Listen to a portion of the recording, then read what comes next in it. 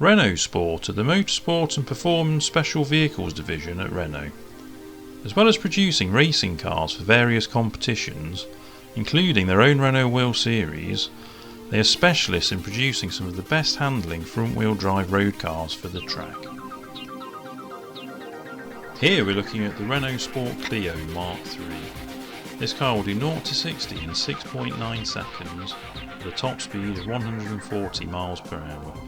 This is produced from its 2 litre 197 horsepower engine, which revs to a maximum of 7,100 rpm.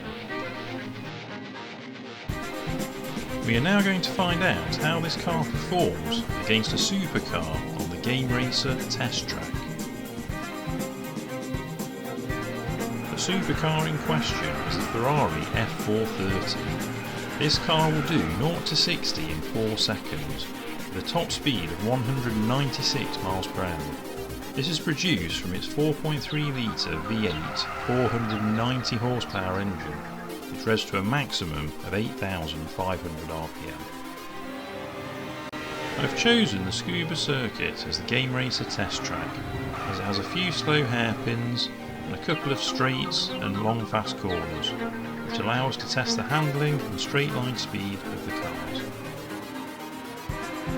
The Ferrari is at home on the circuit, with its mid-engine layout, even weight distribution and rear-wheel drive chassis. It then uses its powerful V8 engine to accelerate furiously into the horizon. We are now just headed to the last corner, which requires a dab of the brakes to scrub off the speed and to transfer the weight to the front of the car. Right, then we're across the line at 58.568 seconds. Let's head into the Clio. Immediately on the straight, the Ferrari has the legs to get away from the Clio.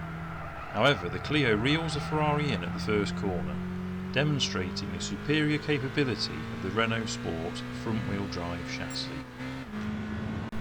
We catch up again at the next corner. Now on the fast-flowing curves that follow, the Ferrari just speeds away. The Clio's chassis working its magic on the corners, thanks to the adoption of the torque steer killing, independent steering axis front suspension geometry, which was used on its sister car, the Renault Sport Megane. On to the final straight. Obviously this is where the Clio is going to struggle, having less horsepower. This car is a great starting point for anyone wanting their first track day car. It has most of the things you need straight out of the box, for a fraction of the price of a supercar. Okay, let's view the Clio's lap to see what time we achieve.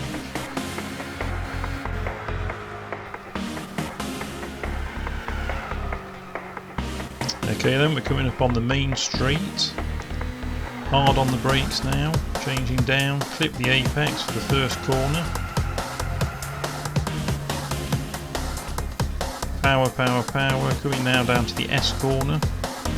I have looked up the names for these corners online, and these are the names I've got, so they're not very interesting, so maybe we can come up with some ourselves.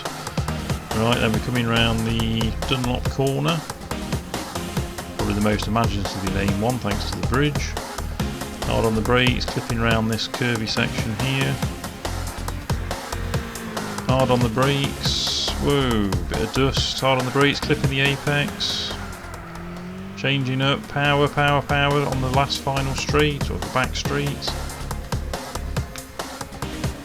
This is where the car struggles here, it's just not got the legs that the Ferrari has.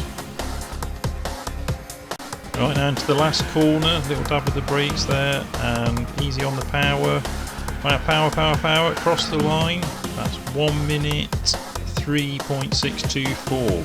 That's a difference of 5.56 seconds over the Ferrari.